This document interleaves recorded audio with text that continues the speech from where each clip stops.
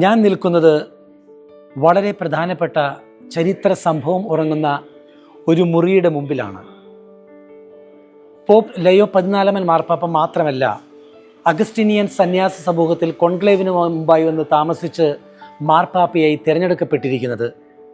അതിനു മുമ്പേ തന്നെ പതിറ്റാണ്ടുകൾക്ക് മുമ്പ് ഈ ഭവനത്തിൽ ഞാൻ നിൽക്കുന്ന ഈ 221 മുറിയിൽ വന്ന് ഒരു കർദിനാൾ താമസിച്ചിരുന്നു. അദ്ദേഹത്തിൻ്റെ പേരാണ് ആൽബീനോസ് ലുച്ചിയാനി കർദിനാൾ. അദ്ദേഹം കോൺക്ലേവിന് മുമ്പ് താമസിച്ചിരുന്നത് ഇവിടെയായിരുന്നെങ്കിൽ ഈ ഭവനത്തിൽ താമസിക്കുന്ന സാഹചര്യത്തിൽ വെച്ചാണ് ലയോ 14 മാർപ്പാപ്പയെ പോലെ അദ്ദേഹവും തിരുസഭയിലെ മാർപ്പാപ്പയായി തിരഞ്ഞെടുക്കപ്പെട്ടത്. അദ്ദേഹത്തിൻ്റെ പേരാണ് ജോൺ പോൾ I മാർപ്പാപ്പ. അതെ, ചരിത്രം ആവർത്തിക്കപ്പെടുകയാണ് ഈ ഭവനത്തിൽ വെച്ച്.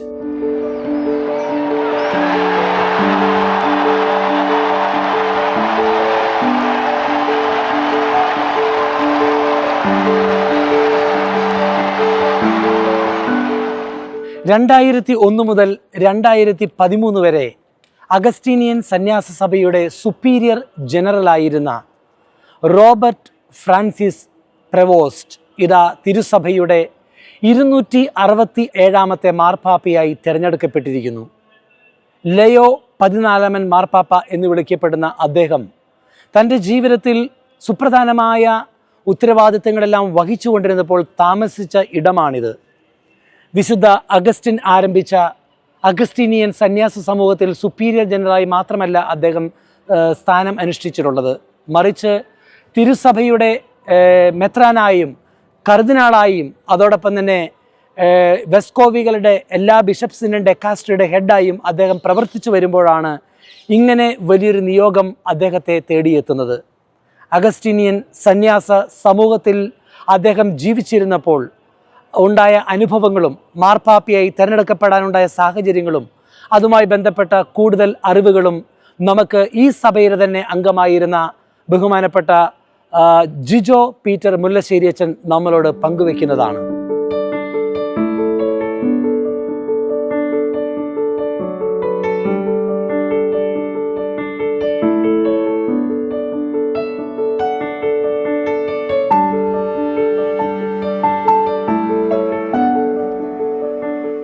(2004) ഇപ്പോഴത്തെ ലയോ 14 മാർപ്പാപ്പ, അന്ന് റോബർട്ട് ഫ്രാൻസിസ് പ്രവോസ്റ്റ്, അഗസ്റ്റീനിയൻ സന്യാസ സമൂഹത്തിൻ്റെ സുപ്പീരിയർ ജനറൽ ആയിരുന്നപ്പോൾ ആദ്യത്തെ സന്ദർശനം നടത്തുന്നത്. അന്ന് അവിടെ ഒരു പൗരോഹിത്യം നൽകുന്ന ഒരു ശുശ്രൂഷയാണ്, തിരുപ്പട്ടം കൊടുക്കുന്ന ശുശ്രൂഷയിൽ പങ്കെടുക്കാനാണ് അന്നത്തെ സുപ്പീരിയർ ജനറൽ വന്നത്. പക്ഷേ ആ ശുശ്രൂഷയിൽ പങ്കെടുക്കുവാൻ അവിടെ കളിച്ച് ഓടി നടന്ന ഒരു കൊച്ചു പയ്യനുണ്ടായിരുന്നു. അദ്ദേഹത്തിൻ്റെ പേരാണ് ജിജോ പീറ്റർ. അന്നൊരിക്കലും ഇന്നത്തെ മാർപ്പാപ്പയായിരുന്ന ലയോ 14 മാർപ്പാപ്പ അദ്ദേഹത്തെ കണ്ടിട്ടുണ്ടായിരിക്കാം, ചിന്തിച്ചിട്ടുണ്ടായിരിക്കുകയില്ല അദ്ദേഹത്തിൻ്റെ സഭയിൽ ചേർന്ന് ഒരു പുരോഹിതനായി മാറുമെന്ന്. Father Jijo Peter Mullassery, Augustinian സന്യാസ സമൂഹത്തിൽ നിന്നുള്ള വൈദികൻ, ഇപ്പോൾ റോമിൽ ബിബ്ലിക്കൽ തിയോളജിയിൽ ഒരു ലൈസൻഷ്യേറ്റ് ചെയ്തുകൊണ്ടിരിക്കുന്നു. അദ്ദേഹത്തിൽ നമുക്ക് കേൾക്കാം ലയോ 14 മാർപ്പാപ്പയുമായി ബന്ധപ്പെട്ട ഓർമ്മകളും അനുഭവങ്ങളും. പ്രിയപ്പെട്ട ജിജോ പീറ്റർ അച്ഛ, സ്വാഗതം. ഗുഡ്നസ് ടെലിവിഷന് വേണ്ടി നടത്തുന്ന ഈ ഒരു ചെറിയ ഇൻ്റർവ്യൂവിൽ അങ്ങയിൽ നിന്നും ഒരുപാട് കാര്യങ്ങൾ അറിയുവാനും കേൾക്കുവാനും പ്രേക്ഷകർക്ക് തീർച്ചയായും താല്പര്യമുണ്ടായിരിക്കും. ആദ്യമേ തന്നെ ചോദിക്കട്ടെ, അച്ഛൻ അഗസ്റ്റീനിയൻ സന്യാസ സമൂഹത്തിൽ ചേരുവാനുണ്ടായ സാഹചര്യം ഓർമ്മയിലുണ്ടോ?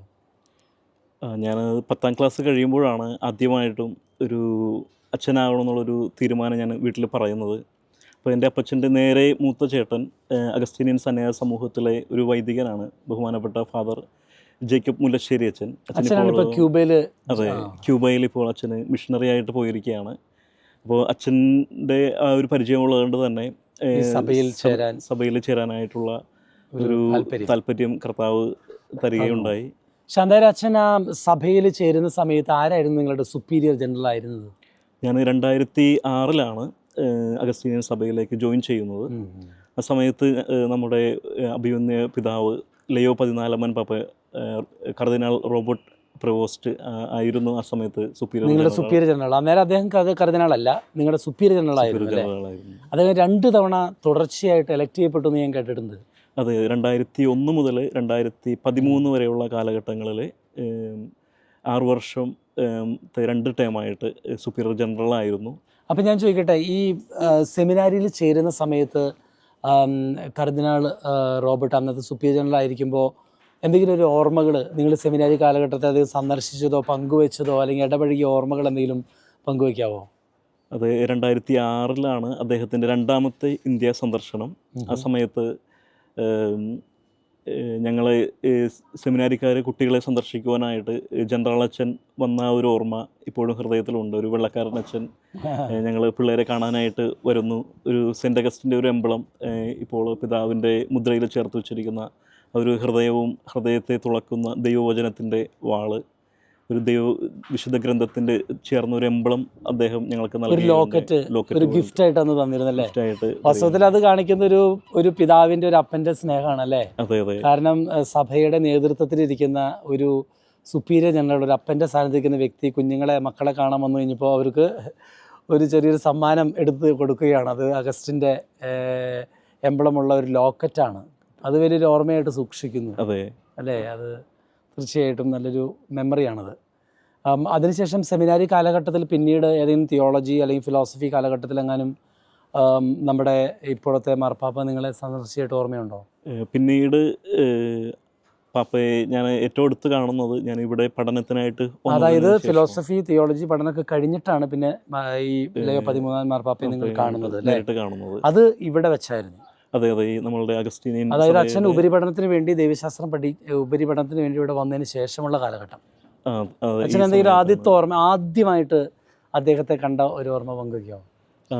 വ്യക്തിപരമായിട്ട് ഞാൻ പിന്നീട് അദ്ദേഹത്തെ കാണുന്നത് കർദിനാളാവുന്നതിന് തൊട്ട് മുമ്പുള്ള ഒരു സമയം 2022 കാലഘട്ടത്തിൽ ഞങ്ങൾ ഭക്ഷണം കഴിക്കാനിരിക്കുമ്പോൾ എൻ്റെ തൊട്ടടുത്ത് വന്ന് ഒരു സാധാരണ ഒരു പുരോഹിതനായിട്ട് എളിമയോടുകൂടെ തൊട്ട് അടുക്കൽ വന്ന് ഇരിക്കുകയാണ്. എൻ്റെ അച്ഛൻ എന്നോട് പറഞ്ഞു ഓർക്കണ്ട, അദ്ദേഹം കർദിനാളായിരുന്നപ്പോൾ അച്ഛൻ്റെ അടുത്ത് ഇരുന്നു എന്ന് പറയുന്ന ആ ഹോളിൽ ആ റൈറ്റ് സൈഡിൽ ഇരിക്കുന്ന ടേബിളിൻ്റെ നടുക്കാണ് അദ്ദേഹം എപ്പോഴും ആയിരിക്കുന്ന സമയത്ത് ഇവിടെ കമ്മ്യൂണിറ്റി വരുമ്പോൾ ഭക്ഷണം കഴിച്ചുകൊണ്ടിരുന്നത് അല്ലേ? അതിൻ്റെ തൊട്ടുപ്പറിയായിട്ടാണ് അച്ഛൻ്റെ അടുത്ത് വന്നിരുന്നൊരു ഓർമ്മ. ഏറെ സ്നേഹത്തോടുകൂടെ കാര്യങ്ങൾ പങ്കുവയ്ക്കുകയും അതോടൊപ്പം വളരെ എളിമയോടുകൂടെ നമ്മളോട് പെരുമാറുന്ന ഒരു അനുഭവമായിരുന്നു അന്ന് ഉണ്ടായിരുന്നത്. അന്ന് ഒരിക്കലും പ്രതീക്ഷിച്ചിട്ടില്ല ഇങ്ങനൊരു മാർപ്പാപ്പയായിട്ട് മാറാൻ പോകുന്ന ആളാണ് എൻ്റെ വലതുവശത്ത് ഇരിക്കുന്നതെന്നല്ലേ? അങ്ങനെ അറിഞ്ഞെങ്കിൽ ചിലപ്പോൾ ജിജോ അച്ഛൻ കുറച്ചു നേരം കൂടുതലിരുന്നേനെ അച്ഛൻ്റെ കൂടെ. എന്തെങ്കിലും ആവട്ടെ, ദൈവനിയോഗങ്ങൾ അങ്ങനെയാണല്ലോ, നമ്മൾ പ്രതീക്ഷിക്കാത്ത രീതിയിൽ അങ്ങനെ വന്നു പെടുകയാണ് ഓരോ വ്യക്തികളിൽ. ഏതായിരുന്നാലും അപ്പം ആ ഒരു ഓർമ്മ, അച്ഛൻ നിങ്ങളൊന്നിച്ച് ഭക്ഷണം കഴിച്ചൊരു ഓർമ്മ അല്ലേ? അതിനുശേഷം പിന്നീട് എന്തെങ്കിലും മെമ്മറീസ് അച്ഛൻ്റെ മനസ്സിലുണ്ടോ? പിന്നീട് ഞങ്ങൾക്ക് ഇടയ്ക്കിടയ്ക്ക് അദ്ദേഹത്തെ കാണാറുണ്ട്. കാരണം അദ്ദേഹത്തിന് കർദിനാളായിട്ട് അപ്പോയിൻമെൻറ്റ് കൊടുക്കുന്നത് 2023 അതെ അതെ അതെ. അപ്പോൾ സെപ്റ്റംബർ മാസത്തിൽ ഒരു പ്രത്യേക താങ്ക്സ് ഗിവിംഗ് കുർബാന നമ്മളുടെ കമ്മ്യൂണിറ്റിയിൽ വെച്ച് ഉണ്ടായിരുന്നു. കർദിനാളായി തിരഞ്ഞെടുക്കപ്പെട്ടതിൻ്റെ ഓർമ്മയായിട്ട്. അപ്പോൾ അതിനെ സംബന്ധിച്ച് അദ്ദേഹത്തിൻ്റെ വളരെയധികം ഗസ്റ്റുകൾ ഉണ്ടായിരുന്നു. അന്നത്തെ ഒരു പാർട്ടി ഈ ടെറസിൻ്റെ മുകളിൽ വെച്ചായിരുന്നു പ്രത്യേകം നടത്തിയിരുന്നത്. അങ്ങനെ അപ്പോൾ അന്നേരം അച്ഛൻ്റെ ബന്ധുമിത്രാദികളൊക്കെയാണോ പ്രധാനം ഉണ്ടായിരുന്നത്? അതെയോ? വളരെ ചുരുങ്ങിയ ആളുകൾ, അധികം ആളുകളില്ല, എന്നാലും വളരെ കുറഞ്ഞ ആളുകളായിരുന്നു അന്നത്തെ പ്രോഗ്രാമിന് വന്നിരുന്നത്. എളിമയുടെ ഒരു നമ്മളിരിക്കുന്ന ഈ ടെറസിൽ വെച്ചിട്ടാണ് അന്ന് ആ ഒരു കർദിനാളായി തിരഞ്ഞെടുക്കപ്പെട്ടപ്പോൾ അദ്ദേഹത്തിൻ്റെ സന്തോഷം സമൂഹത്തോടു കൂടി ആയിരിക്കാൻ വേണ്ടി സമയം ചെലവഴിച്ച ഒരു ടെറസിലാണ് ഞങ്ങൾ ഇപ്പോൾ ഇരിക്കുന്നത്. പിന്നീട് അദ്ദേഹത്തെ ഇങ്ങനെ ഇടയ്ക്കിടയ്ക്ക് നമുക്ക് കാണാൻ പറ്റും. കാരണം ഓരോ ശുശ്രൂഷകൾക്ക് വേണ്ടി പോകുമ്പോൾ വത്തിക്കാനിലേക്ക് ഡ്യൂട്ടിക്ക് ഡെയിലി പോകുമ്പോഴൊക്കെ ആണെങ്കിലും നമ്മളിൽ ഇവിടെ ഒരു സഹോദരനായിട്ട്, കൂട്ടത്തിൽ ഒരാളായിട്ട് ഇവിടെ ഉണ്ടായിരുന്ന ഒരു വ്യക്തി. അങ്ങനെ ഒരു ഓർമ്മ. മെയ് 8-ാം തീയതി പരിശുദ്ധ പിതാവ് തിരഞ്ഞെടുക്കപ്പെടുന്ന സമയത്ത് ആദ്യമായി പൊതുജനത്തോട് സംബോധന ചെയ്യുമ്പോൾ പിതാവ് പറഞ്ഞൊരു വാക്ക്, ഞാൻ വിശുദ്ധ അഗസ്റ്റിൻ്റെ മകനാണ് എന്ന്. വിശുദ്ധ അഗസ്റ്റിൻ്റെ അമ്മയായ വിശുദ്ധ മോനിക്കായുടെ നാമധേയത്തിലുള്ള ഈ ചാപ്പലിൽ വെച്ചായിരുന്നു പലപ്പോഴായിട്ട് പരിശുദ്ധ പിതാവ് കർദിനാളായിരുന്ന സമയത്ത് ബലിയർപ്പിച്ചിരുന്നത്. അപ്പം അതിനുശേഷം അദ്ദേഹം കർദിനാളായിരുന്നപ്പോൾ പലപ്പോഴും ഇവിടെ കമ്മ്യൂണിറ്റിയിലാണ് താമസിച്ചിരുന്നത് അല്ലേ? അതെ അതെ. അപ്പം അന്നേരം അദ്ദേഹം കർദിനാളായിരിക്കുമ്പോൾ സമൂഹത്തിൽ സമയം ചെലവഴിക്കാറുണ്ടായിരുന്നോ? അങ്ങനെ വർത്തമാനം പറയാനോ അല്ലെങ്കിൽ സമയം കിട്ടാറുണ്ടായിരുന്നോ? അതെയോ? വളരെ തിരക്കുള്ള ഒരു വ്യക്തിത്വമായിരുന്നെങ്കിൽ പോലും ഞങ്ങളോടൊപ്പം വരുമ്പോൾ ഏറെ സ്നേഹത്തോടുകൂടെ വളരെ എളിമയോടുകൂടെ ഞങ്ങളുടെ ഇടയിൽ ഒരാളായിട്ട് നിൽക്കുന്ന ഒരു അനുഭവം ഉണ്ടായിരുന്നു അല്ലേ? കർദിനാളായ സമയത്ത് എനിക്ക് ഓർമ്മയായിട്ടുള്ളത്, അന്ന് ഞങ്ങൾ ഫോട്ടോ എടുക്കാനായിട്ട് ഞങ്ങൾ അച്ഛന്മാർ പലരായിട്ടും നിരവധി പേരുണ്ടെങ്കിലും വളരെ ക്ഷമയോടുകൂടെ എല്ലാവരോടും ഒപ്പം നിന്ന ഒരു സഹോദരനെ പോലെ ഫോട്ടോ എടുക്കാനായിട്ടൊക്കെ നിന്ന് വരുന്നൊരു വ്യക്തി. അങ്ങനെ പരിശുദ്ധ പിതാവ് ലിയോ പാപ്പ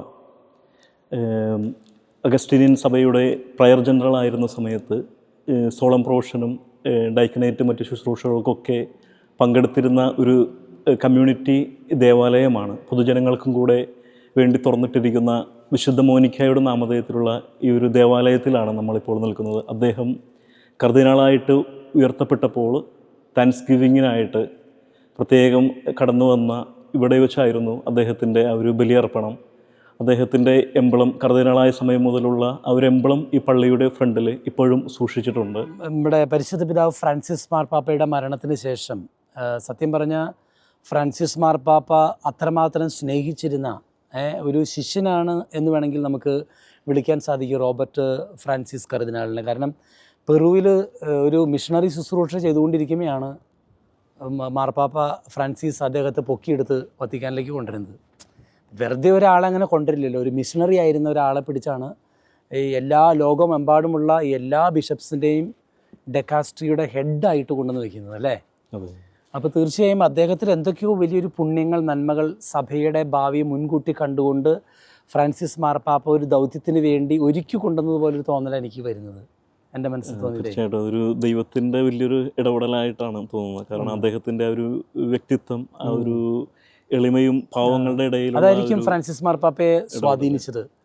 അപ്പം ഈ കോൺക്ലേവ് നടക്കുന്ന സമയത്ത് നമുക്കറിയാം 135 കർദിനാൾമാർക്കാണ് വോട്ടവകാശം ഉണ്ടായിരുന്നത്.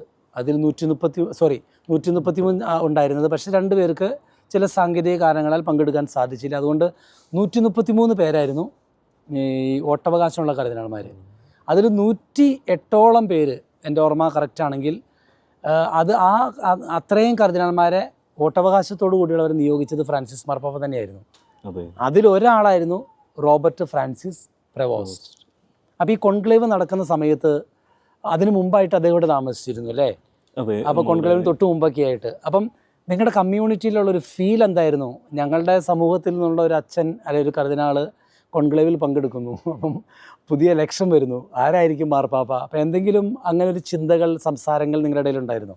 ഞങ്ങളുടെ ഹൃദയത്തിലൊരു പ്രാർത്ഥനയുണ്ടായിരുന്നു, ഈ ഇദ്ദേഹത്തെ ഒരു പാപ്പയായിട്ട് വന്നം എന്നുള്ളത്. അങ്ങനെ ഉണ്ടായിരുന്നോ? ശരിക്കും ഹൃദയത്തിലൊരു പ്രാർത്ഥനയുണ്ടായിരുന്നു. പക്ഷേ അത് ദൈവത്തിൻ്റെ ഒരു തിരഞ്ഞെടുപ്പാണല്ലോ സഭയുടെ. കാരണം ഞാൻ ചോദിക്കാൻ കാരണം, ഞാനൊരിക്കലും റോബർട്ട് ഫ്രാൻസിസ് കർദിനാളിൻ്റെ പേര് അല്ലെങ്കിൽ പടമോ എങ്ങും ഞാൻ കണ്ടിട്ടില്ലായിരുന്നു അങ്ങനെ ഒരു മാർപ്പാപ്പയാവാൻ സാധ്യതയുണ്ട് എന്നുള്ളത്. കാരണം അദ്ദേഹത്തിൻ്റെ ഒരു ശൈലിയെല്ലാം നിശബ്ദമായിട്ടുള്ളൊരു പ്രവർത്തനമാണ്. വളരെയധികം കാര്യങ്ങൾ, ചാരിറ്റി ആണെങ്കിലും ഓരോ കാര്യങ്ങൾ ചെയ്യുമ്പോഴും ആരും അറിയാത്ത രീതിയിലുള്ളൊരു പ്രവർത്തനമാണ് അദ്ദേഹത്തിൻ്റെ. അല്ല, നിങ്ങളുടെ കമ്മ്യൂണിറ്റിയിൽ പൊതുവെ സന്യാസ സമൂഹത്തിൽ ഇവിടെ പ്രത്യേകിച്ച് പൊതുവെ ഇങ്ങനെ റോബർട്ട് ഒരു മാർപ്പാപ്പയാവുന്നുള്ളൊരു ചിന്തയോ പ്രതീക്ഷയോ ഉണ്ടായിരുന്നോ? അച്ഛൻ്റെ കാര്യമല്ല, പൊതു സമൂഹത്തിൻ്റെ അകത്ത് പൊതുവെ നമ്മളങ്ങനെ പെട്ടെന്ന് പ്രതീക്ഷിക്കില്ല. കാരണം പൊതുവായിട്ട് പെട്ടെന്ന് കർദിനാളായിട്ട് 1 വർഷം കഴിയുന്നേ ഉണ്ടായിരുന്നുള്ളൂ. അപ്പോൾ ഇനിയും വളരെയധികം എക്സ്പീരിയൻസ് ഉള്ള കർദിനാൾമാർ അങ്ങനെ കുറേ അവരൊക്കെ ഉള്ളതുകൊണ്ട് പെട്ടെന്ന് ആരും പ്രതീക്ഷിക്കാത്തൊരു തിരഞ്ഞെടുപ്പായിരുന്നു അത്. യഥാർത്ഥത്തിൽ സർപ്രൈസ് ആയിരുന്നു. ഞാൻ ഓർക്കുന്നുണ്ട് ജിജോ അച്ഛൻ, ഞങ്ങൾ എല്ലാ ദിവസവും കോൺക്ലേവിൽ മാർപ്പാപ്പ രോഗിയായിരുന്നപ്പോഴും കോൺക്ലേവിലുമൊക്കെ തുടർച്ചയായിട്ട് വാർത്തകൾ ഗുഡ്നസ് ടി വി വേണ്ടി കൊടുക്കണ്ടായിരുന്നു. അപ്പോൾ എൻ്റെ മനസ്സിലേക്ക് ഒരു ഓർമ്മ വരുന്നത് മെയ് 8-ാം തീയതി കാലത്ത് നമ്മുടെ വാർത്ത കൊടുക്കുന്ന സമയത്ത് ഇങ്ങനെ പറഞ്ഞിരുന്നു, ഇന്ന് പൊമ്പൈ മാതാവിൻ്റെ തിരുനാളാണ്. ഫ്രാൻസിസ് മാർപ്പാപ്പയ്ക്ക് ആ മാതാവിനോട് ഭക്തി ഉണ്ടായിരുന്നു പ്രത്യേകിച്ച്. അതോടൊപ്പം തന്നെ അവർ ലേഡി ഓഫ് ഗ്രേസ് എന്ന് പറഞ്ഞ ഒരു, അത് ലോകം മുഴുവനും സഭയുടെ ഐക്യകണ്ഠേന ആഘോഷിക്കപ്പെടുന്ന തിരുനാളല്ല, പക്ഷേ ചില സന്യാസ സമൂഹങ്ങളിൽ, രൂപതകളിലൊക്കെ ഈ തിരുനാൾ നടക്കുന്നുണ്ടായിരുന്നു. അപ്പോഴാണ് ഞാൻ പെട്ടെന്ന് ഇങ്ങനെ വാർത്തയിൽ പറയുന്നത്, ഇന്ന് വൈകുന്നേരം തീർച്ചയായിട്ടും നമുക്കൊരു സർപ്രൈസ് എലക്ഷൻ ഉണ്ടാകാം എന്ന് പല ആവർത്തിച്ച് ഇങ്ങനെ പറഞ്ഞിരുന്നു. അപ്പം സത്യം പറഞ്ഞാൽ മാതാവിൻ്റെ തിരുനാളിൻ്റെ അന്ന് ഒരു ഇലക്ഷൻ വൈകുന്നേരം നടക്കുമ്പോൾ അതിൻ്റെ പിന്നിൽ മാതാവിൻ്റെ ഒരു ഇടപെടലുണ്ടെന്നാണ് എൻ്റെ ഉള്ളിൽ തോന്നുക. തീർച്ചയായിട്ടും നമ്മളുടെ അഗസ്തീനിയൻ സന്യാസ സമൂഹത്തെ സംബന്ധിച്ച് വളരെ പ്രധാനപ്പെട്ട ഒരു തിരുനാളാണ് കൃപാവരത്തിൻ്റെ മാതാവ് അവർ ലേഡി ഓഫ് ഗ്രേസിൻ്റെ തിരുനാൾ. പ്രത്യേകിച്ചും ഇന്ത്യൻ അഗസ്തീനിയൻ സന്യാസ സമൂഹത്തിൻ്റെ പേര് തന്നെ അവർ ലേഡി ഓഫ് ഗ്രേസ് എന്നുള്ളതല്ലേ ഇന്ത്യയിലെ സഭയുടെ. അപ്പം അന്നേരം ആ ദിവസം നിങ്ങളുടെ സന്യാസ സമൂഹത്തിന്റെ തിരുനാൾ കൂടിയായിരുന്നു. ഒരു തിരുനാളാണ്. അത് ഒരു പുതിയൊരു അറിവാണ് എനിക്കൊന്നും ആരും അത് ശ്രദ്ധിച്ചിട്ടില്ല. അതായത് മാർപ്പാപ്പ എലക്ട് ചെയ്യപ്പെടുന്ന മെയ് 8-ാം തീയതി അവർ ലേഡി ഓഫ് ഗ്രേസിന്റെ തിരുനാളാണ്. ഞാനത് സൂചിപ്പിച്ചിരുന്നു. പക്ഷേ അത് ഇവരുടെ സന്യാസ സമൂഹത്തിന്റെ തിരുനാൾ കൂടിയാണ്. അത് പരിശുദ്ധ അമ്മയുടെ പ്രത്യേകമായിട്ടുള്ള ഇടപെടലായിട്ട് കാണുകയാണ്. തീർച്ചയായും അതിന്റെ ഇടപെടൽ തന്നെ അതിനകത്തുണ്ട് നമുക്ക് വിശ്വസിക്കാം. കാരണം കോൺക്ലേവ് പല രീതിയിൽ നീണ്ടുപോകുമെന്ന് പറഞ്ഞ കർദിനാൾമാരുണ്ടായിരുന്നു. മാധ്യമങ്ങളൊക്കെ കാണിച്ചതും മറ്റു പലരുടെ പേരുകളായിരുന്നു. ഈ പേര് ഉണ്ടായിരുന്നേ ഇല്ല. ആരോ ഒറ്റപ്പെട്ട രീതിയിലൊക്കെ പറഞ്ഞിട്ടുണ്ടെന്നല്ലാതെ. അപ്പം ഞാനും ഓർക്കുന്നുണ്ട്, ഞാനിവിടെ സാന്തോ സ്പിരിറ്റോ പള്ളിയിൽ ഒരു ദിവസം ഒരു ഫംഗ്ഷന് ഞാൻ സെലിബ്രേറ്റ് ചെയ്യാൻ പോയപ്പോൾ അന്ന് സെലിബ്രേറ്റ് ചെയ്തത് നമ്മുടെ ഈ ഫ്രാൻസിസ് പിതാവായിരുന്നു. സത്യം പറഞ്ഞാൽ അദ്ദേഹം അധികം വർത്തമാനം പറയാത്തതുകൊണ്ടും മിണ്ടാത്തത് കൊണ്ട് ഒരു ഗൗരവക്കാരനായിരിക്കും എന്ന് വിചാരിച്ച് ഞാൻ ജസ്റ്റ് ഒന്ന് സല്യൂട്ട് ചെയ്തിട്ട് ഞാൻ അങ്ങോട്ട് പോയി. അപ്പം അപ്പോഴും നമ്മൾ പ്രതീക്ഷിക്കുന്നില്ലല്ലോ ഇങ്ങനെ ഒരാൾ മാർപ്പാപ്പയാവാൻ പോവാണെന്ന്. അദ്ദേഹത്തിനൊരു എളിമയുടെ ഭാഗമായിട്ട് നിശബ്ദത, എളിമ, അപ്പം അത് അദ്ദേഹത്തിൻ്റെ പേഴ്സണാലിറ്റിയുടെ ഭാഗമാണെന്ന് എനിക്ക് തോന്നുന്നു.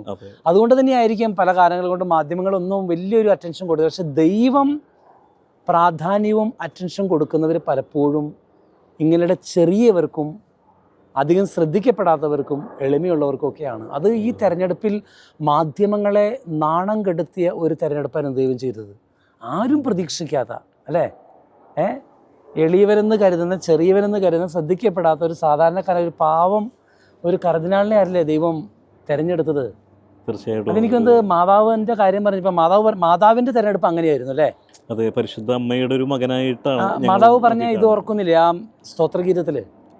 മാതാവ് പറയുന്നത് അവിടുന്ന് എളിയവരെ ഉയർത്തി എന്നുള്ളത്, തൻ്റെ ദാസിയുടെ താഴ്മയെ കടാക്ഷിച്ചു, അല്ലേ? എളിയവരെ ഉയർത്തി, ശക്തന്മാരെ താഴെ ഇറക്കി.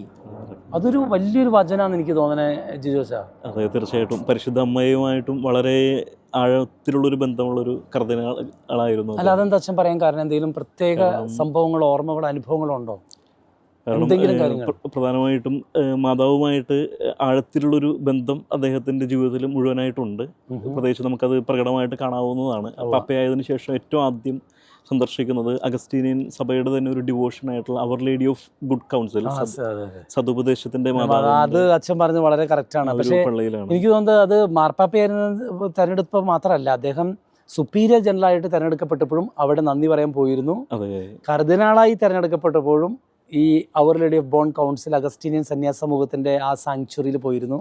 പിന്നെ അച്ഛൻ സൂചിപ്പിച്ചതുപോലെ മാർപ്പാപ്പയതിനു ശേഷവും നന്ദി പറയാൻ പോവുക മാത്രമല്ല, അദ്ദേഹം ഇങ്ങനെ പറഞ്ഞു, ഞാൻ തിരുസഭയെയും തിരുസഭയുടെ ജീവിതത്തെയും മക്കളെയും ചേർത്ത് വെച്ച് ഈ അമ്മയ്ക്ക് ഞാൻ സമർപ്പിക്കുന്നു, അല്ലേ? അത് വലിയൊരു കാര്യമായിട്ട് എനിക്ക് തോന്നുന്നത്. കാരണം തിരുസഭയുടെ അമ്മയാണ് പരിശുദ്ധ അമ്മ. തീർച്ചയായിട്ടും സഭാമാതാവായിട്ടുള്ള. അപ്പം അതിൻ്റെ നേതൃത്വം ഏറ്റെടുക്കുമ്പോൾ അതിനെ മുഴുവനായും അമ്മയുടെ കയ്യിലേക്ക് കൊടുക്കുന്ന ഒരു മകനായിട്ട്, അല്ലേ? അങ്ങനെ എനിക്ക് തോന്നുന്നത് അതിനെ കാണാമെന്ന് തന്നെ എനിക്ക് തോന്നുന്നത്. കോൺക്ലേവ് നടക്കുന്ന സമയത്ത് നമ്മൾ നേരത്തെ സൂചിപ്പിച്ചതുപോലെ പേരില്ല, അല്ലേ? അപ്പം ആ മെയ് 8-ാം തീയതി വൈകുന്നേരം നിങ്ങളുടെ സന്യാസ സമൂഹമൊക്കെ ഇവിടെ ഉണ്ടായിരുന്നോ? കോൺക്ലേവ് നടന്നുകൊണ്ടിരിക്കുമ്പോൾ ആകാംക്ഷയോടുകൂടി നടക്കുന്ന സമയത്ത് പലരും ഇവിടെ ഗ്യാദർ ചെയ്തിട്ടുണ്ടായിരുന്നു. അന്ന് എൻ്റെ പേഴ്സണലായിട്ടുള്ള ഒരു എക്സ്പീരിയൻസ്, ഞങ്ങൾക്ക് അന്ന് ക്ലാസ് ഉണ്ടായിരുന്നു. അപ്പോൾ ക്ലാസ് എടുക്കുന്ന അച്ഛൻ 1 മണിക്കൂർ നേരത്തെ വിട്ടു. അപ്പോൾ കൃത്യം 7 മണിക്ക് മുമ്പ് 6:45 ഞാനിവിടെ എത്തുന്നുണ്ട്. ആ സമയത്ത് കറക്റ്റ് വെളുത്ത പുക വരുന്നത് കണ്ടുകൊണ്ടാണ് ഞങ്ങൾ കയറി വരുന്നത്. ഓടി ഇവിടെ 5:45 അച്ഛൻ നിങ്ങളുടെ ക്ലാസ് കഴിഞ്ഞ് വന്നത്. 5:45 സമയത്ത് ഇവിടെ എത്തുന്നുണ്ട്. കറക്റ്റ് പുക വരുന്ന സമയത്താണ് ഇവിടെ വരുന്നത്. അപ്പൊ നിങ്ങളുടെ സന്യാസം ഈ ഹോളിലുണ്ട്? അതെ അതെ, ഞങ്ങളപ്പോൾ ആകാംക്ഷയോടുകൂടെ വെയിറ്റ് ചെയ്തിരിക്കുകയാണ്. ജനലിന്റെ ഉള്ളിൽ കൂടെ വത്തിക്കാന്റെ ബാൽക്കണിയിലേക്ക് ഇവിടെയുള്ള സുപ്പീരിയറും മെമ്പേഴ്സും എല്ലാ സഹോദരങ്ങളും ഒന്നിച്ച് ബാൽക്കണിയിലേക്ക് നോക്കിക്കൊണ്ടിരിക്കുകയാണ്. ഈ പുറകിൽ കാണുന്നത് അടുത്ത മാർപ്പാപ്പ ആരായിരിക്കും? വെള്ളപ്പുക വന്നു. വത്തിക്കാൻ സ്ക്വയർ ജനസാഗരമായിരുന്നു, നിങ്ങൾക്ക് ഓർമ്മയുണ്ടാകും. അതിൻ്റെ ഒപ്പം നമ്മുടെ ജിജോ പീറ്റർ അച്ഛനും ജനലിൻ്റെ ഉള്ളിൽ കൂടെ നോക്കിക്കൊണ്ടിരിക്കുകയാണ് അടുത്ത മാർപ്പാപ്പ ആരാണ്. ശരിക്കും ഹൃദയത്തിൽ അപ്പോഴാണ് പെട്ടെന്നൊരു അനൗൺസ്മെന്റ് വരുന്നത്, റോബർട്ട് ഫ്രാൻസിസ് പ്രവോസ്റ്റ്. വളരെ എന്തായിരുന്നു ഇവിടെ നടന്ന ആ സമയത്ത്? ശരിക്കും ഞങ്ങൾ സന്തോഷം കൊണ്ട് ഹൃദയത്തിൽ അത്രയും സന്തോഷം നിറഞ്ഞൊരു സമയം, വളരെ തുള്ളിച്ചാടായിരുന്നു അഗസ്റ്റീനിയൻ സന്യാസ സമൂഹം എല്ലാവരും അല്ലേ. പെട്ടെന്ന് ഷോക്കായിരുന്നു അല്ലേ. അതെ അതെ, ആ ഒരു പേര് പറയുമ്പോൾ തന്നെ ഒരു സർപ്രൈസ് ആയിരുന്നു, അത്ഭുതമായിരുന്നു. അതെ, അത് ഞാനും ഓർക്കുന്നുണ്ട്. പ്യാറ്റ്സ മൊത്തം നിശബ്ദമായിരുന്നു. പക്ഷേ ആ പേര് വന്നപ്പോൾ അത് പെട്ടെന്ന് ആൾക്കാർ, ഒരുപാട് പേരല്ല ആൾക്കാരുടെ, ഞാൻ ഓർക്കുന്നുണ്ട് പല രാജ്യങ്ങളിൽ നിന്നും മാർപ്പാപ്പ അവരുടെ കർദിനാളായിരിക്കുന്ന ഒരുങ്ങി വന്നവരുണ്ടായിരുന്നു. പെട്ടെന്ന് പ്യാറ്റ്സ മൊത്തം നിശ്ചലമായി, നിശബ്ദമായി കുറച്ച് സെക്കൻഡ് നേരത്തേക്ക്. കാരണം കേട്ട് പരിചയമില്ലാത്തൊരു പേര്. അപ്പം എൻ്റെ കൂട്ടത്തിലുള്ള ഒരു അച്ഛനുണ്ടായിരുന്നു മോൺഫോർട്ടിലെ ഫാദർ ജോർജി. അപ്പം ഞാൻ പെട്ടെന്ന് അച്ഛനോട് പറഞ്ഞു, അച്ഛാ ഇത് ഈ കർദിനാളിനെ എനിക്കറിയാം, അദ്ദേഹം ഈ വെസ്കോവികളുടെ ഡെക്കാസ്ട്രിയിലെ ഹെഡാണെന്ന് ഞാൻ പെട്ടെന്ന് അദ്ദേഹത്തോട് പറയണ്ടായിരുന്നു. മെയ് 8-ാം തീയതി കോൺക്ലേവിൽ വെളുത്ത പുക വരുന്ന സമയത്ത് പുതിയ പാപ്പയെ അനൗൺസ് ചെയ്യുമ്പോൾ പാപ്പയുടെ പേര് കേൾക്കാനായിട്ട് ഞങ്ങൾ ഇവിടെ റോമിലുള്ള അഗസ്റ്റീനിയൻ സഹോദരങ്ങൾ ഒരുമിച്ച് കൂടിയ ഒരു സ്ഥലമാണ് ഇവിടെ. ഇവിടെ നിന്നും വത്തിക്കാനിലെ ബാൽക്കണി നമുക്ക് കാണാം. ആ സമയത്ത് പരിശുദ്ധ പിതാവിൻ്റെ പേര് റോബർട്ട് ഫ്രാൻസിസ് പ്രവോസ്റ്റ് എന്ന ആ ഒരു പേര് കമർലെങ്കോ അനൗൺസ് ചെയ്യുമ്പോൾ ഏറെ സന്തോഷത്തോടുകൂടെ ഞങ്ങൾ ഇവിടെ തുള്ളിച്ചാടുന്ന ഒരു അവസരമായിരുന്നു. അത്രമാത്രം ഒരു സന്തോഷത്തിൻ്റെ ഒരു സമയം പങ്കിട്ട ഒരു ഓർമ്മ ഹൃദയത്തിൽ സൂക്ഷിക്കുന്നു. അഗസ്റ്റീനിയൻ സന്യാസ സമൂഹത്തിൽ നിന്നുള്ള ഈ കർദിനാൾ പെട്ടെന്നേ ഈ പേര് അനൗൺസ് ചെയ്യുന്ന സമയത്ത് ലയോ 14 മാർപ്പാപ്പ എന്ന് പറഞ്ഞപ്പോൾ എന്തായിരുന്നു നിങ്ങളുടെ ഒരു ചിന്ത? പെട്ടെന്ന് അങ്ങനെ ഒരു പേര്, ഒരു ലിയോ 14 ഇത് ചില സഹോദരങ്ങൾ ഇങ്ങനെ പറയുന്നുണ്ടായിരുന്നു, ഒരുപക്ഷെ വിശുദ്ധ അഗസ്റ്റിൻ്റെ പേര് തിരഞ്ഞെടുക്കും എന്നുള്ളത്. എന്നാൽ അതിന് പുറകിൽ അദ്ദേഹം അതിൻ്റെ കാര്യങ്ങൾ കൃത്യമായിട്ട് ലിയോ 14 എന്നുള്ള പാപ്പയുടെ തിരഞ്ഞെടുത്തത് ലിയോ 13 പാപ്പയുടെ മാതൃക പിന്തുടർന്നുകൊണ്ടുള്ള ഒരു ഇതാണ്. അതിലെന്തെങ്കിലും പ്രത്യേകത കാണുന്നുണ്ടോ? എന്തുകൊണ്ടായിരിക്കാം എന്നുള്ളൊരു ചിന്ത? പ്രധാനമായിട്ടും പരിശുദ്ധ അമ്മയുമായിട്ടുള്ള ഒരു ബന്ധം ആയിട്ട് തോന്നുന്നുണ്ട്. അതുപോലെ തന്നെ അഗസ്റ്റീനിയൻ സഭയോടും വളരെയധികം ആഴമായിട്ട് ബന്ധമുണ്ടായിരുന്ന ഒരു പാപ്പയാണ് ലിയോ 13 പാപ്പയും. എന്തെങ്കിലും കാര്യം പറയാനുണ്ടോ? അത് ആ ഒരു ബന്ധം എന്തായിരുന്നു? എന്തെങ്കിലും കാര്യങ്ങൾ പ്രത്യേകിച്ച്? അതിനെല്ലാം ഉപരിയായിട്ട് പിതാവിൻ്റെ വാക്കുകളിൽ തന്നെയാണെങ്കിലും നമ്മളുടെ അഗസ്റ്റിനെ എപ്പോഴും കോട്ട് ചെയ്യുന്നത് I am the son of Augustine എന്ന് പറഞ്ഞിരുന്നത്. അതെ അതെ.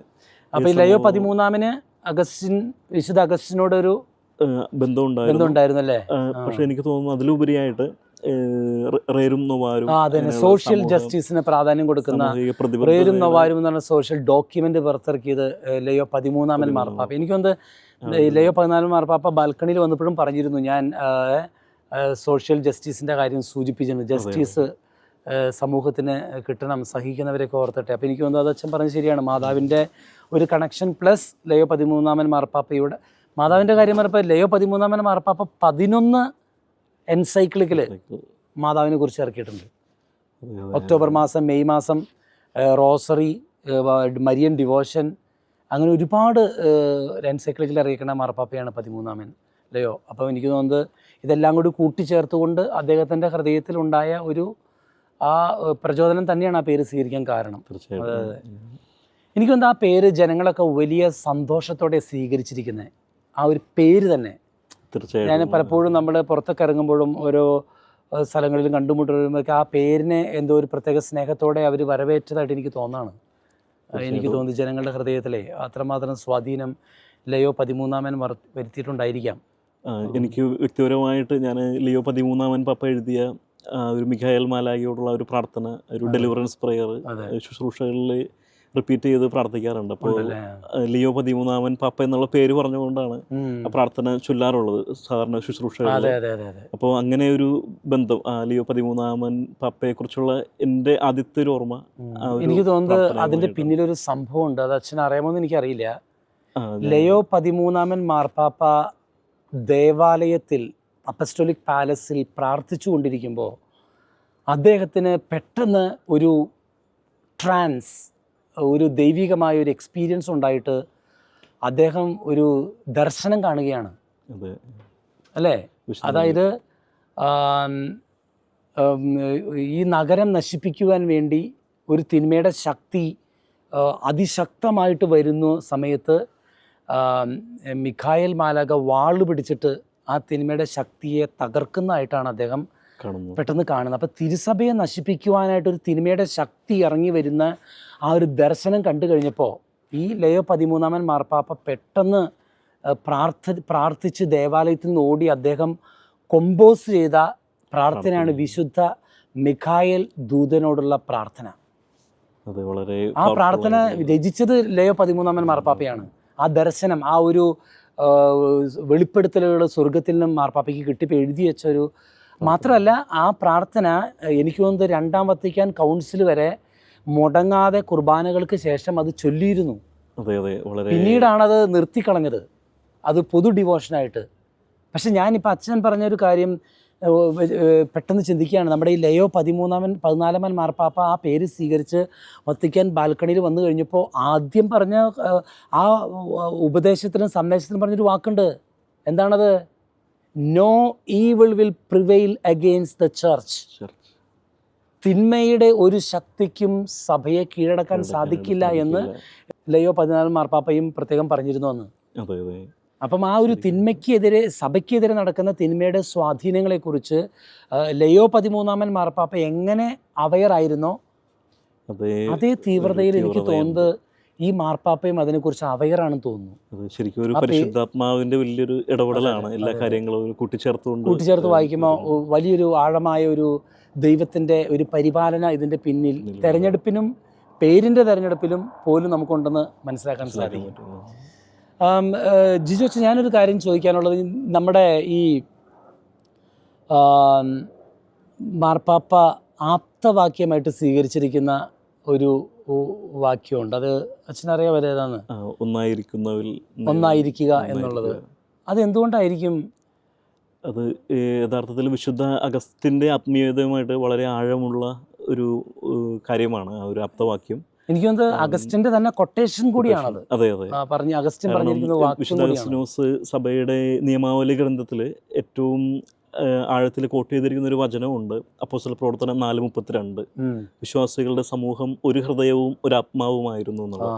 അപ്പോൾ ആ ദൈവവചനവുമായിട്ട് ബേസ് ചെയ്തുകൊണ്ട് അഗസ്റ്റിൻ കോട്ട് ചെയ്തിരിക്കുന്ന ഒരു കാര്യമാണ്. അതാണ് സ്വീകരിച്ചിരിക്കുന്നത്. ഒന്നായിരിക്കുന്നവന്, അതായത് പിതാവും പുത്രനും പരിശുദ്ധാത്മാവും ഒന്നായിരിക്കുന്നത് പോലെ തിരുസഭയും തിരുസഭയുടെ മക്കളും ഒന്നായിരിക്കണം എന്നുള്ള, എനിക്ക് തോന്നുന്നു ഈശോയുടെ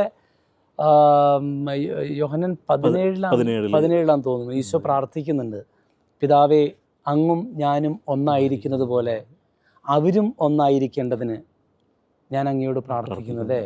എനിക്ക് തോന്നുന്നത് അതിന് വലിയൊരു ഇമ്പോർട്ടൻസ് ഉണ്ടെന്ന് തോന്നുന്നു ഇന്നത്തെ കാലഘട്ടത്തിൽ. കാരണം രാജ്യങ്ങൾ തമ്മിൽ ഒരു ധ്രുവീകരണം, സഭകൾ തമ്മിൽ ധ്രുവീകരണം, സമൂഹങ്ങൾ തമ്മിൽ, മതങ്ങൾ തമ്മിൽ ഇത്രയേറെ ഒരു ധ്രുവീകരിക്കപ്പെട്ട ഒരു അവസ്ഥയിൽ ആ എടുത്തിരിക്കുന്ന ആപ്തവാക്യം ആഴപ്പെട്ട അർത്ഥങ്ങൾ നൽകുന്നുണ്ട് എനിക്ക് തോന്നുന്നത്, സന്ദേശം. തീർച്ചയായിട്ടും വളരെ ആഴത്തിലുള്ളൊരു കൂട്ടായ്മയെക്കുറിച്ചുള്ള ഒരു കാഴ്ചപ്പാടാണ് എനിക്ക് തോന്നുന്നത്. ആ ഒരു നാനാത്വത്തിൽ ഏകത്വം നമ്മുടെ ഭാരതത്തിൻ്റെ ഒരു ആപ്തവാക്യം കൂടി തന്നെയാണ്, യൂണിറ്റി ഇൻ ഡൈവേഴ്സിറ്റി. എനിക്ക് തോന്നുന്നത് ഈ മാർപ്പാപ്പ ലോകത്തെ ചേർത്ത് പിടിക്കുവാൻ, ഒരമ്മയെപ്പോലെ കൂട്ടായ്മയിൽ കൊണ്ടുവരുവാൻ, സഭയെ കൊണ്ടുവരുവാനായിട്ട് ഒരുപാട് ആഗ്രഹിക്കാൻ കാരണമുണ്ട്. കാരണം അദ്ദേഹം ലോകം മുഴുവനുള്ള എല്ലാ ബിഷപ്സിൻ്റെയും ഡെക്കാസ്റ്റിയുടെ ഹെഡാണ്. സോ അവരിലൂടെയൊക്കെ he knows what is going through in the world. പിന്നെ ഈ കോൺക്ലേവിന് ഒരുക്കായിട്ട് 12 തവണ ഈ പ്രീ കോൺക്ലേവ് നടന്നിരുന്നു സാന്ത മാർത്തയിൽ, കോൺഗ്രിഗേഷൻസിൻ്റെ മീറ്റിംഗ്. അതിനകത്ത് ആ മീറ്റിങ്ങുകളിലൊക്കെ സമൂഹത്തിൽ നടക്കുന്ന ധ്രുവീകരണം, സഭയിൽ നടക്കുന്ന ധ്രുവീകരണത്തെക്കുറിച്ചൊക്കെ ചർച്ചയുണ്ടായിരുന്നു. ഞാൻ ഓർക്കുന്നുണ്ട് അതിൻ്റെ വാർത്തകളൊക്കെ കൊടുത്തത്. അപ്പം ഇതെല്ലാം അദ്ദേഹം ഒരു ആപ്തവാക്യം സ്വീകരിക്കുന്ന ഉള്ളിലുണ്ടായിരുന്നിരിക്കും, അല്ലേ? തീർച്ചയായിട്ടും. അതുപോലെ തന്നെ വിശുദ്ധ അഗസ്റ്റിനോസിൻ്റെ ഒരു ആത്മീയത വളരെ ആഴത്തിൽ അദ്ദേഹത്തെ സ്വാധീനിച്ചിട്ടുണ്ട്. കാരണം അഗസ്റ്റീനിയൻ സന്യാസ സമൂഹത്തിൻ്റെ തന്നെ ഒരു പ്രത്യേകത എന്ന് പറയുന്നത് കമ്മ്യൂണിറ്റി ലൈഫാണ് കാര്യസ്ഥമായിട്ട് ഞങ്ങൾ എടുക്കുന്നത്. പിന്നെ according to the needs of the church, അതൊരു അപ്പോസ്തലേറ്റ് ആയിട്ട് നമ്മൾ സ്വീകരിക്കുന്ന ഒരു ഇതാണ്. ഒരു കൂട്ടായ്മയും സഹോദര്യവും ഫ്രണ്ട്ഷിപ്പും അദ്ദേഹത്തിൻ്റെ ലൈഫിൽ കാണാൻ പറ്റും. അച്ഛന് വേറൊരു കാര്യം ഞാൻ ശ്രദ്ധിച്ചത്, ഈ നമ്മുടെ ഫ്രാൻസിസ് മാർപ്പാപ്പയായിട്ട് തിരഞ്ഞെടുക്കപ്പെട്ട് കഴിഞ്ഞപ്പോൾ അദ്ദേഹത്തിൻ്റെ ഒരു കോട്ട് ഓഫ് ആംസ്, അതിൽ ജസ്യൂട്ട് സഭയുടെ ഒരു എംബ്ലം ഉണ്ടായിരുന്നു, IHS എന്നൊക്കെ പറഞ്ഞിട്ട് ഒരു എംബ്ലം. അതുപോലെ തന്നെ ഇപ്പോൾ ലെയോ 14 മാർപ്പാപ്പ തിരഞ്ഞെടുക്കപ്പെട്ടപ്പോഴും ആ എംബ്ലത്തിൽ ആ കോട്ട് ഓഫ് ആംസിൽ ഒരു ഹൃദയവും ഒരു ബൈബിളും ഒരു ആരൊക്കെ കണ്ടു. അതെ, അത് വിശുദ്ധ അഗസ്റ്റിനോസിൻ്റെ ഒരു എംബ്ലമായിട്ടുള്ള ഒരു ഇതാണ്. നമ്മളുടെ ആ ഒരു എംബ്ലം സൂചിപ്പിക്കാൻ തുറന്നു വെച്ചിരിക്കുന്ന അഗസ്റ്റിനോസ് ആരംഭിച്ച സന്യാസ സഭയുടെ ഒരു എംബ്ലം തന്നെ തുടരുന്നുണ്ടല്ലേ? തുടരുന്നുണ്ട്. ഓ, അത് ശരി. അത് തുറന്നു വെച്ചിരിക്കുന്ന ബൈബിളിന് മുകളിൽ ഒരു ഹൃദയം, ആ ഹൃദയം കുത്തിപ്പിളർക്കപ്പെട്ടിരിക്കുന്നതായിട്ട്, അത് വചനമായിട്ട് കാണിക്കുന്നത്. വിശുദ്ധ അഗസ്റ്റിൻ പറയുന്ന പോലെ അങ്ങയുടെ വചനം എൻ്റെ ഹൃദയത്തെ തുളച്ചു എന്ന് പറയുന്നത്. വചനം കേട്ടപ്പോഴാണല്ലോ അദ്ദേഹത്തിന് മനസ്സാന്തരം ഉണ്ടായത്. ഞാൻ ആക്ച്വലി ആ ഹൃദയം കണ്ടു കഴിഞ്ഞപ്പോൾ അത് ഞാൻ തിരുഹൃദയമെന്ന് വിചാരിച്ചത്. കാരണം ഈ ഫ്രാൻസിസ് മാർപ്പാപ്പ തിരുഹൃദയത്തെക്കുറിച്ച് പുതിയൊരു ഡോക്യുമെൻ്റ് ഇറക്കിയിരുന്നല്ലോ. പക്ഷെ അത് അങ്ങനെയല്ല, അത് ഹ്യൂമൻ ഹാർട്ടാണെന്നാണ് പറയുന്നത്. അതിന് ചുറ്റും ഫ്ലെയിംസ് ഉണ്ട്. അതായത് ദൈവവചനം ഏത് ഹ്യൂമൻ ഹാർട്ടിലേക്കാണോ തുളച്ച് കയറുന്നത് അത് പിന്നെ ഒരു ഡിവൈനായിട്ട് മാറാണ്. അതായിരിക്കും അതിൻ്റെ ഒരു ഇങ്ങനെ. മാർപ്പാപ്പ നമ്മളൊരു മിഷണറി ആയിരിക്കണം അല്ലേ? മിഷണറി സഭ അല്ലെങ്കിൽ എവാഞ്ചലൈസേഷന് പ്രാധാന്യം കൊടുക്കുന്നുണ്ട്. അതുകൊണ്ട് ആ എംബ്ലം സ്പീക്സ് ജ്വലിക്കുന്ന ഹൃദയത്തോടുകൂടെ. അതെ അതെ അതെ അതെ. എനിക്കൊന്ന് ഭൂമിയിലെ എല്ലാ സകല ദൈവമക്കളും ഈ വചനം അറിയാനായിട്ട് മാർപ്പാപ്പ ആഗ്രഹിക്കുന്നുണ്ട് അല്ലേ? ഇങ്ങനെയായിരിക്കും. പിന്നെ ഈ മാർപ്പാപ്പ സെൻറ്റ് പീറ്റേഴ്സ് ബെസിലിക്കയിലേക്ക് കയറുമ്പോൾ നമ്മൾ പരിശുദ്ധ നമ്മുടെ പത്രോസിൻ്റെ 267ാമത്തെ പിൻഗാമിയായിട്ടാണ് അല്ലേ നമ്മുടെ മാർപ്പാപ്പ തിരഞ്ഞെടുക്കപ്പെടുന്നത്. അതുമായി ബന്ധപ്പെട്ട എന്തെങ്കിലും ഒരു കണക്ഷൻ അച്ഛൻ്റെ മനസ്സിൽ ഉണ്ടോ? എന്തെങ്കിലും? എനിക്ക് തോന്നുന്നു നമുക്ക് ഇവിടെ നോക്കുമ്പോൾ വിശുദ്ധരുടെ രൂപങ്ങൾ ബസിലിക്കയുടെ ചുറ്റും കാണാൻ പറ്റും. പക്ഷേ ഈ കൂട്ടത്തിലെ വിശുദ്ധ അഗസ്റ്റിനെ കാണില്ല. ഇല്ല അല്ലേ? ഇത്രയും വിശുദ്ധരുണ്ടായിട്ട് അഗസ്റ്റിനെ സ്റ്റാച്ചു ഇല്ല. പക്ഷേ വിശുദ്ധ അഗസ്റ്റിന്റെ സ്റ്റാച്ചു നമ്മൾ നോക്കുമ്പോൾ കാണുന്നത് അത് മാർപ്പാപ്പയുടെ ചെയർ, പത്രോസിന്റെ സിംഹാസനത്തിന്റെ വലതുകാല് താങ്ങിയിരിക്കുന്ന ഒരു വിശുദ്ധനായിട്ടാണ് വിശുദ്ധ അഗസ്റ്റിനോസിന്റെ. അതല്ലേ? അതായത് നമ്മൾ സെന്റ് പീറ്റേഴ്സ് ബസിലിക്ക കയറുമ്പോൾ ആൾത്താരയ്ക്ക് ചുറ്റുമുള്ള 4 തൂണുകൾ നേരെ സെന്ററിൽ നമ്മൾ കാണുന്നു. ആ സെന്ററിൽ കാണുന്ന 4 ഗോൾഡൻ തൂണുകൾ, അതാണ് ഉദ്ദേശിച്ചത്? അല്ല, അവിടെ ഒരു ചെയറിന്റെ ഒരു ചിത്രീകരണം ഉണ്ട്, പരിശുദ്ധാത്മാവിന്റെ ചിത്രം. പുറകിലുള്ളത് അവിടെ ഒരു ചെയർ ആകൃതിയിൽ ഇതുണ്ട്, ഒരു ചെയർ ഉണ്ട് അവിടെ സിംബോളിക്കായിട്ട്. അതെ, പത്രോസിന്റെ സിംഹാസനമായിട്ടാണ് അത് കാണുന്നത്. Chair of saint Peter. അതിന്റെ താങ്ങിയിരിക്കുന്നത്, അതിന്റെ ഒരു കാല് താങ്ങിയിരിക്കുന്നത്, വലത്തെ കാല് താങ്ങിയിരിക്കുന്നത് സെന്റ് അഗസ്റ്റിനാണ്. അതല്ലേ? ഓ, അതൊരു പുതിയൊരു അറിവാണ് തീർച്ചയായിട്ടും. ഞാനത് ശ്രദ്ധിച്ചിട്ടില്ല. അത് വലിയൊരു ആത്മീയമായൊരു അർത്ഥമാണ് കാണിക്കുന്നത് അല്ലേ? അതായത് കത്തോലിക്ക സഭയുടെ ആദ്യത്തെ മാർപ്പാപ്പയ പത്രോസിന്റെ ചെയർ 4 കാലാണ് അതിനുള്ളത്. അതിലൊരു കാല് താങ്ങിയിരിക്കുന്നത് വിശുദ്ധ അഗസ്റ്റിനായിട്ടാണ് അവിടെ ചിത്രീകരിച്ചിരിക്കുന്നത്, കൊത്തുപണി പോലെ ആ ഒരു ഇതിൽ കാണിച്ചിരിക്കുന്നതെന്ന്. അതൊരു ഭയങ്കര സഭയുടെ ആദ്യത്തെ 4 പില്ലറുകളായിട്ട്, ആദ്യത്തെ 4 പില്ലറുകളിൽ ഒരു പില്ലറാണ് അഗസ്റ്റിൻ. അപ്പോൾ ഇപ്പം ചിന്തിക്കുമ്പോൾ ആ പത്രോസിൻ്റെ പിൻഗാമിയുടെ ആ ചെയറിൻ്റെ ഒരു കാല് മാത്രമല്ല ഇപ്പോഴത്തെ മാർപ്പാപ്പ താങ്ങുന്നത്. എനിക്ക് തോന്നുന്നത് അഗസ്റ്റിനെ പോലെ ഇന്ന് സഭയെ നയിക്കുവാൻ ആ ചെയറിൻ്റെ 4 കാലും ഈ ലെയോ 14 മാർപ്പാപ്പ താങ്ങി പിടിച്ചിട്ടുണ്ട് എന്ന് നമുക്ക് കരുതാൻ സാധിക്കും. അതെ അതെ, ശരിക്കും ദൈവത്തിൻ്റെ.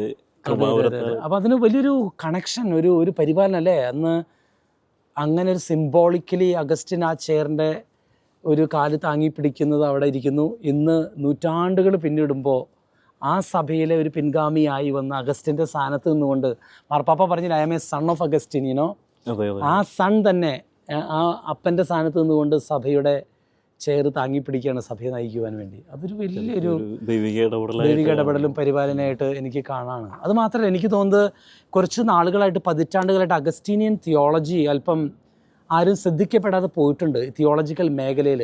അതൊരു റിച്ച് തിയോളജിയാണ് അഗസ്റ്റിൻ്റെ അല്ലേ? അഗസ്റ്റിൻ്റെ ഗ്രേസ് ഒക്കെ ആയിട്ട് ബന്ധപ്പെട്ട് വിശുദ്ധ അഗസ്റ്റിൻ അറിയപ്പെടുന്നത് തന്നെ ഡോക്ടർ ഓഫ് ഗ്രേസ് എന്നുള്ള, അതല്ലേ, കൃപാവരത്തിന്റെ വിശുദ്ധനായിട്ടാണ്. ഓ യെസ് യെസ്, അപ്പോൾ അതൊക്കെ വളരെ ഇമ്പോർട്ടൻ്റ് ആണ് ഇന്ന് ചർച്ചിലെ ഗ്രേസ്. അത് അക്വേനാസ് ഒരുപാട് പഠിപ്പിച്ചിട്ടുണ്ടെങ്കിൽ അക്വേനാസിൻ്റെ തിയോളജിയുടെ ബേസ് വരുന്നത് സ്ക്രിപ്ചറും അതോടൊപ്പം തന്നെ ഈ അഗസ്റ്റിൻ്റെ വലിയൊരു കോൺട്രിബ്യൂഷൻ സുമ തിയോളജിയിലുണ്ട്. അപ്പം ഡോക്ടർ ഓഫ് ഗ്രേസ് അല്ലേ? അപ്പോൾ എനിക്ക് തോന്നുന്നത് അഗസ്റ്റിൻ്റെ തിയോളജിയുടെ റീഡിസ്കവറിക്ക് കൂടി പോലും ഈ മാർപ്പാപ്പയുടെ ഇലക്ഷൻ കാരണമായിട്ട് മാറാൻ സാധ്യതയുണ്ട്. ഏതായിരുന്നാലും അഗസ്റ്റീനിയൻ സന്യാസ സമൂഹത്തിൽ നിന്ന് വന്ന ലെയോ 14 മാർപ്പാപ്പ അദ്ദേഹത്തെ സെമിനാരി കാലം തൊട്ട് കണ്ട് അടുത്തറിഞ്ഞ ഒരു അച്ഛനാണ് നമ്മുടെ പ്രിയപ്പെട്ട ജിജോ പീറ്റർ അച്ഛൻ. അദ്ദേഹത്തിൻ്റെ കാലഘട്ടത്തിൽ സഭയിലായിരുന്നു, പൗരോഹിത്യം സ്വീകരിച്ചു, പിന്നെ ബിഷപ്പായി കണ്ടു, കർദിനാളായി കണ്ടു, മാർപ്പാപ്പയായി കണ്ടു. അതിനുശേഷം ഞാൻ അത്ഭുതപ്പെട്ടൊരു കാര്യം, മാർപ്പാപ്പയായതിനു ശേഷം നിങ്ങളുടെ കമ്മ്യൂണിറ്റിയിലേക്ക് ഒരു സർപ്രൈസ് വിസിറ്റ് ഇവിടെ നടത്തിയതായിട്ട് അറിഞ്ഞിരുന്നല്ലോ. അത് കഴിഞ്ഞ ദിവസം പാപ്പ പെട്ടെന്നായിരുന്നു ഔപചാരികമായിട്ട് കടന്നു വരുന്നത് നിങ്ങളുടെ കമ്മ്യൂണിറ്റിയിലേക്ക്, ഞങ്ങളുടെ അഗസ്തീനിയൻ സമൂഹത്തിലേക്ക്, ഈ ജനറലേറ്റിലേക്ക് പാപ്പ കടന്നു വരികയാണ്. പെട്ടെന്ന് അൺഎക്സ്പെക്റ്റഡ് ആയിട്ടുള്ളൊരു വിസിറ്റായിരുന്നു. ആ സമയം 12 മണിക്ക് പാപ്പ വന്ന് കുർബാന അർപ്പിച്ചു. അതിനുശേഷം കമ്മ്യൂണിറ്റിയിൽ ഭക്ഷണത്തിനുണ്ടായിരുന്നു. ഏകദേശം ഒരു 3 മണിയോടുകൂടെയാണ് പാപ്പ തിരിച്ചു പോകുന്നത്. അത് ശരി, അത് കുർബാന ചൊല്ലി ഭക്ഷണം കഴിച്ചു, സമയം ചെലവഴിച്ചു ഇവരോട് സംസാരിക്കുവാൻ. വളരെ ഒരു ആഴമായിട്ടുള്ള ഒരു സ്നേഹം. അത് അതിന് കാരണം കൂടിയുണ്ട്. കാരണം മാർപ്പാപ്പ 2 ടൈമിൽ ഇവിടുത്തെ ഈ കോൺഗ്രിഗേഷൻ സുപ്പീരിയർ ജനറൽ ആയിരുന്നു, ഇവിടെ താമസിച്ച വ്യക്തിയാണ്. 2 കർദിനാളായിരുന്നപ്പോഴും ഇവിടെ താമസിച്ചുകൊണ്ടിരുന്നു. അപ്പം മാർപ്പാപ്പയായിരിക്കുമ്പോഴും അഗസ്റ്റീനിയൻ വേര് അദ്ദേഹം നഷ്ടപ്പെടുത്താൻ ആഗ്രഹിച്ചിട്ടില്ല. അതിലുപരിയായിട്ട് ഒരു കടപ്പാട്, നന്ദി, സ്നേഹം, സഹോദരങ്ങളോടുള്ള അവരുടെ പ്രാർത്ഥന, അതിന് നന്ദി സൂചിപ്പിക്കാൻ കൂടി വന്ന അന്നത്തെ ദിവസത്തിന്റെ ഒരു പ്രത്യേകത ഞങ്ങളുടെ ഇവിടുത്തെ എക്കണോമോ ജനറലിന്റെ ഫീസ്റ്റ് ആയിരുന്നു. ആ ഒരു സൗഹൃദത്തിന് പ്രത്യേക ഒരു പ്രാധാന്യം കൂടി അദ്ദേഹം കൊടുത്തിട്ടുണ്ട്. കൂട്ടായ്മയ്ക്ക്, സഭാ കൂട്ടായ്മയ്ക്ക്. പക്ഷെ അദ്ദേഹം തന്നെ പറഞ്ഞത് എനിക്കൊരു സ്വപ്നമായിട്ട് തോന്നുന്നു പറഞ്ഞു. കാരണം അങ്ങനെ പറഞ്ഞു അല്ലേ? അദ്ദേഹം പറഞ്ഞു പാപ്പ വന്നപ്പോഴേക്കും. കാരണം നമ്മളത് അത്രയും പ്രതീക്ഷിക്കില്ല, എന്നാൽ അത്രയും സ്നേഹത്തോടുകൂടെ കടന്നു വന്ന ഒരു കരുതലിന് പ്രത്യേകം പാപ്പ. അതെ. അഗസ്റ്റീനിയൻ സന്യാസ സമൂഹത്തിലേക്ക് മാർപ്പാപ്പയുടെ വസതിയിലേക്ക് ഇവിടുന്ന് ഏതാനും വളരെ കുറച്ച് മീറ്ററുകൾ മാത്രമേ ദൂരമുള്ളൂ. അപ്പം ഏതായാലും മാർപ്പാപ്പ എലക്ട് ചെയ്യപ്പെട്ടതിന് ശേഷം ഇവരുടെ കമ്മ്യൂണിറ്റിയിൽ വന്ന് ഇവരുടെ സമയങ്ങൾ ചെലവഴിച്ചിരുന്നു. അത് ആ സമയത്ത് ഇവിടെ ജിജോ പീറ്റർ അച്ഛൻ ഉണ്ടായിരുന്നു. അച്ഛൻ കണ്ടു മാർപ്പാപ്പ വരുന്നു, അച്ഛനും ഉണ്ടായിരുന്നു അവരെ കാണാൻ ആ കൂട്ടത്തിൽ. അതൊരു ഭാഗ്യമായിട്ട് തീർച്ചയായിട്ടും അച്ഛന് കാണാം അല്ലേ? എനിക്ക് തോന്നുന്നത് ഈ ഒരു സാഹചര്യത്തിൽ നമുക്ക് തുടർന്ന് ഫ്രാൻസിസ് മാർപ്പാപ്പയുടെ പിൻഗാമിയായി അദ്ദേഹത്തിൻ്റെ ശിഷ്യൻ തന്നെയാണ് മാർപ്പാപ്പയോട് വന്നിരിക്കുന്നത്. നമ്മുടെ ഫ്രാൻസിസ് അസീസിയുടെ ശിഷ്യനായ ലയോയെ ഫ്രാൻസിസ് അസീസ് ഉത്തരവാദിത്തങ്ങളൊക്കെ ഏൽപ്പിച്ച് കൈമാറിയതുപോലെ ഫ്രാൻസിസ് മാർപ്പാപ്പ തൻ്റെ ശിഷ്യനായ ലയോ 14 മാർപ്പാപ്പയ്ക്ക് സഭയുടെ എല്ലാ ഉത്തരവാദിത്തങ്ങളും സ്വർഗത്തിലിരുന്നു കൊണ്ട് അദ്ദേഹത്തെ തിരഞ്ഞെടുത്ത് കൈമാറുകയാണ്. നമുക്ക് നന്ദി പറയാം. അഗസ്റ്റീനിയൻ സന്യാസ സമൂഹത്തിൽ നിന്നും ഇതാ രണ്ടാമതായി വീണ്ടും ഒരു റിലീജിയസ് ആയിട്ടുള്ള മാർപ്പാപ്പയാണ് തിരഞ്ഞെടുക്കപ്പെട്ടിരിക്കുന്നത്. ദൈവത്തിന് വലിയ പദ്ധതികളുണ്ട്. സമാധാനത്തെ സ്നേഹിക്കുന്ന, എപ്പോഴും സമാധാനത്തെക്കുറിച്ച് പ്രസംഗിക്കുന്ന, സന്ദേശങ്ങൾ നൽകുന്ന നമ്മുടെ ലയോ 14 മാർപ്പാപ്പ അംഗമായിരുന്ന ഈ അഗസ്റ്റീനിയൻ സന്യാസ സമൂഹത്തിലെ അംഗം തന്നെയാണ് ജിജോ പീറ്റർ മുള്ളശ്ശേരിയച്ഛൻ. അദ്ദേഹം സഭയുടെ നേതൃത്വങ്ങളിലേക്ക് നമ്മുടെ പിതാവിനെ പോലെ വരട്ടെ എന്ന് നമുക്ക് പ്രാർത്ഥിക്കാം. ഏതായിരുന്നാലും ദൈവത്തിൻ്റെ പദ്ധതികൾ നമുക്കറിയില്ലല്ലോ. ലയോ 14 മാർപ്പാപ്പയ്ക്ക് വേണ്ടി ലോകം മുഴുവനുമുള്ള അർപ്പിക്കപ്പെടുന്ന ബലികളോട് ചേർന്ന് ദൈവത്തിന് അദ്ദേഹത്തിൻ്റെ സഭയ്ക്ക് നൽകിയതിനെ ഓർത്ത് നമുക്ക് നന്ദി പറഞ്ഞുകൊണ്ട് ഈ നിമിഷങ്ങളിൽ പരിശുദ്ധ അമ്മയുടെ മാധ്യസ്ഥം തേടി നമുക്ക് പ്രാർത്ഥിക്കാം. നന്മ നിറഞ്ഞ മറിയമേ സ്വസ്തി, കർത്താവ് അങ്ങയോടുകൂടെ സ്ത്രീകളിൽ അങ്ങ് അനുഗ്രഹിക്കപ്പെട്ടവളാകുന്നു. അങ്ങയുടെ ഉദരത്തിൻ ഫലമായി ഈശോ അനുഗ്രഹിക്കപ്പെട്ടവനാകുന്നു. പരിശുദ്ധ മറിയമേ തമ്പുരാന്റെ അമ്മേ, പാപികളായ ഞങ്ങൾക്ക് വേണ്ടി എപ്പോഴും ഞങ്ങളുടെ മരണസമയത്തും തമ്പുരാനോട് അപേക്ഷിച്ചു കൊള്ളണമേ. ആമീൻ. നന്ദി ജിജോ പീറ്റർ അച്ഛ, ഈ സമയങ്ങൾ ഗുഡ്നസ് ടെലിവിഷന് വേണ്ടി ചെലവഴിച്ചതിന്. ദൈവം അനുഗ്രഹിക്കട്ടെ.